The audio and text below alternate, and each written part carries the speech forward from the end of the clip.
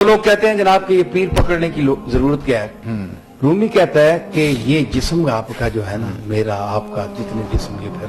یہ جتنے بے پیرے جسم پھرتے ہیں جی، جن کا کوئی پیر نہیں، جن کا مرشد نہیں، استاد نہیں، پیر نہیں ہے جی، اصطلاح بت بے پیر انہی پر ہے درست، اصطلاح بت بے پیر اسی پر ہے درست، جس کا مرشد نہیں، استاد نہیں، پیر نہیں، بت بے پیر اسی کو کہتے ہیں۔ تو مطلب ہے کہ یہ جتنے پھر رہے ہیں کہ جناب کوئی ضرورت نہیں، وہ کہتا ہے کہ تمہارے اس جسم پر اللہ نے یہ دو پیر رکھے ہوئے جو ہیں، اتنے سے چھوٹے سے ہیں، یہ اگر آنکھ نہ ہو جسم پر تو اتنا دیو ہیکل انسان کسی گڑھے میں گرا ہوگا۔ صحیح ہے جی، بالکل۔ تو یہ ہدایت راستہ بتاتا ہے کہ یہ گڑھا ہے، یہ کھڈا ہے، آپ ادھر سے چلیں، دائیں بائیں جائیں، تو قدرت نے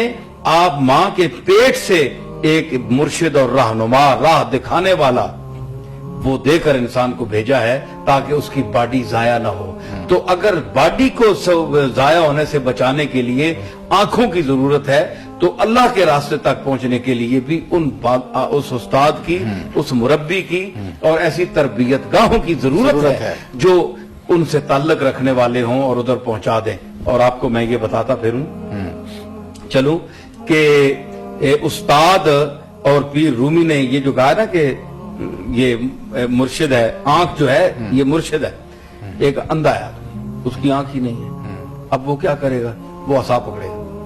بالکل، یعنی یہ نہیں ہے تو ہاتھ میں ضرور پکڑے گا کہ ان کی جگہ یہ کام کرے گا۔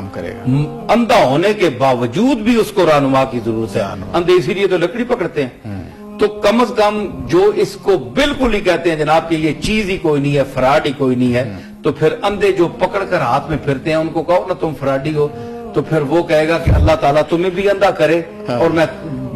دعا کرتا ہوں، میں بتاؤں گا پھر کہ تم عصا کے بغیر چل سکتے ہو کہ نہیں۔ یہ جو تمہارے پاس آنکھ کی نعمتیں ہیں ان کو پیر و مرشد سمجھو،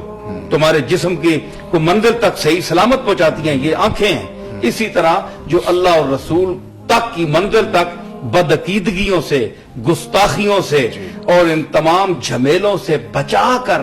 اس کی بارگاہ تک پہنچا دے، وہ پیر کامل ہوتا ہے۔ اس لیے پیر پکڑا جاتا ہے جس کو ہم غوث پاک پیر کہتے ہیں، معین الدین اجمیری کہتے ہیں، قطب الدین بختیار کاکی کہتے ہیں، بابا فرید کہتے ہیں، نظام الدین اولیاء کہتے ہیں، نصیر الدین چراغ دہلوی کہتے ہیں۔ تو ان پیروں کا